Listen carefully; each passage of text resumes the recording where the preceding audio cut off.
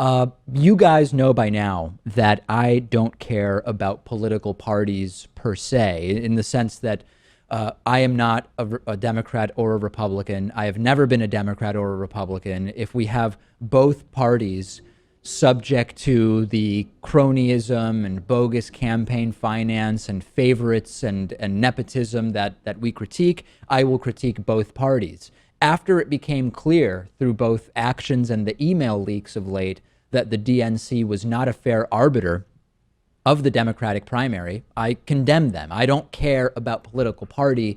I care about which candidate do I believe is going to be better for the country. I've criticized both Democrats and Republicans alike about anti-free speech and authoritarian type tendencies.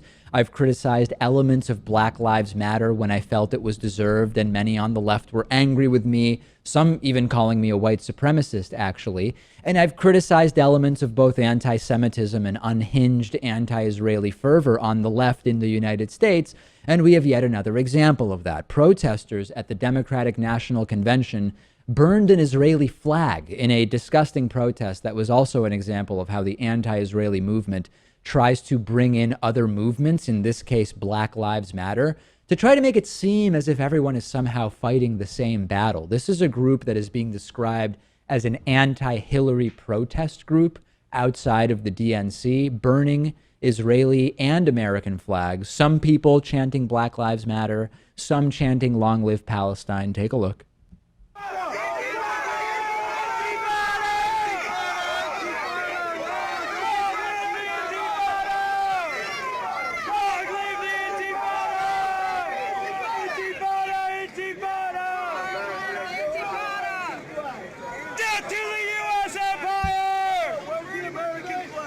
Right. Yeah, you hear screams of long live the Intifada. Of course, Intifada is an Arabic word which means tremor or shivering or shuddering. It comes from an Arabic term, nafada, which means to shake off, sort of as a dog might shake off water. And violent Palestinian uprising against Israel have been called intifadas, as the Palestinian terrorists want to shake off the Jews from the region. Now, to be clear, I have no objective problem with the burning of flags. I've said that before, Lewis. I don't think burning flags should be illegal. Some people in the U.S. think burning flags, period, should be illegal. I have no problem with that. What I do have a problem with is, number one, making the DNC a sort of stomping ground, almost literally here, as we're talking about burning a flag, which maybe at some point the fire had to be stomped out. I have a problem with choosing to burn this flag in conjunction with trying to wrap in the Black Lives Matter movement. And I've read a number of very good critiques about how there have been efforts to tie together the objectives of Black Lives Matter and the objectives of the most fervent anti-Israeli activists as if they are somehow the same fight. And that is a very divisive and also historically inaccurate movement. The National Jewish Democratic Council absolutely denounced this instantly, tweeting out the following, which I will show you here. Disgusting and totally reprehensible. These protesters aren't only wrong, but are fundamentally anti-progressive. Could not say it better myself. I'll remind you, most Jewish voters in the U.S. are overwhelmingly liberal and vote for Democrats between 70 and 85% in recent elections.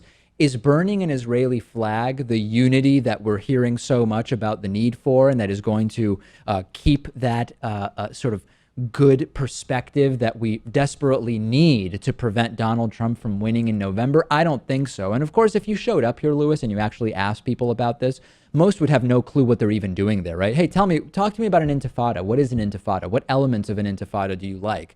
What's the connection between Black Lives Matter and the Israeli-Palestinian conflict? What borders do you think would be the logical ones to progress towards peace between Israel and Palestine? You would get, by and large, non-answers to most of those questions. No doubt. It's not really surprising that they're trying to bring in Black Lives Matter, that they're trying to make the plight of the Palestinians. I mean, this is why they use the word apartheid. Of course. This is why they've used the word slavery. This is why they frequently use the word genocide. They're trying to use these words to connect this with things around the world that happen to make people sympathize with them. Of course, yeah. A genocide where the population of the group that is the victim of genocide has exploded dramatically during the period during which such genocide was allegedly taking place. This is the type of stuff that will destroy the left from the inside, and it needs to be gotten away from immediately. And I will keep advocating for that.